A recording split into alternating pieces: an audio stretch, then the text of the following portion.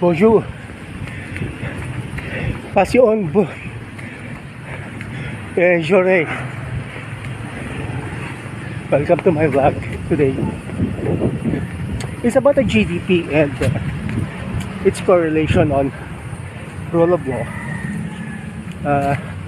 Because there has been studies showing correlation, a direct correlation between the rule of law and a country's productivity or per capita GDP. So that's very good data because, well, again, rule of law is about the ability of governments to prevent impunity, meaning giving accountability to its people, to its leaders, etc. While GDP is about the population's ability to produce wealth for the country. So I'll continue this after my jog. Again, happy Tuesday. I just wanted to add in this topic of rule of law and GDP is that at the end of this video, before we end, I'll be showing a chart showing a direct correlation between rule of law index and per capita GDP of several countries, which you will see that there is a direct correlation between rule of law index and the average per capita GDP of those countries. So what does that mean?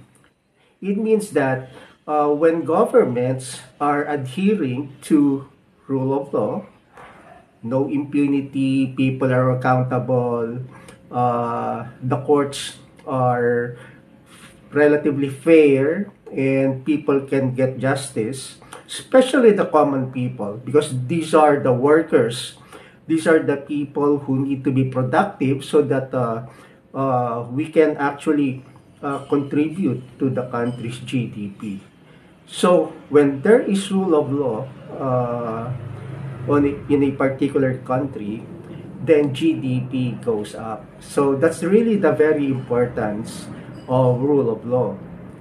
Accountability and the small, especially the small people, the common people, be having access to justice, because these are the people who are working, especially when a country is agricultural in nature. So these are the farmers. They need to be motivated and encouraged to produce more. And when instances like injustice would affect them, definitely it would remove some of their motivation to work harder. That's why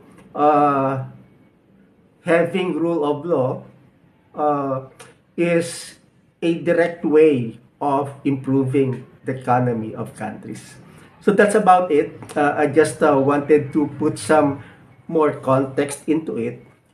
So the per capita GDP is the average per head, the average of the average person productivity for a certain annual year. So really, it impacts the common people, and when the common person is motivated and inspired to work because he or she feels good about the justice system, there is fairness, there's no impunity, there is accountability, then it would encourage them to work more.